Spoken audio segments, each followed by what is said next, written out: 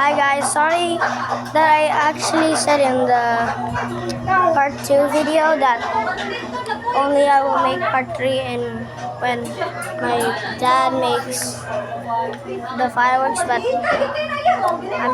I don't want it anymore, so I just want a trumpet. Should I say? Okay, let's do it. Did you guys hear that?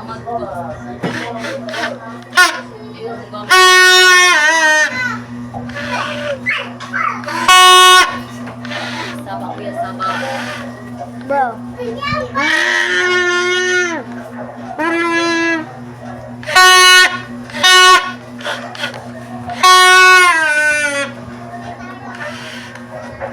No, Josh, no, that's not yours. This is yours. Bye, guys. See you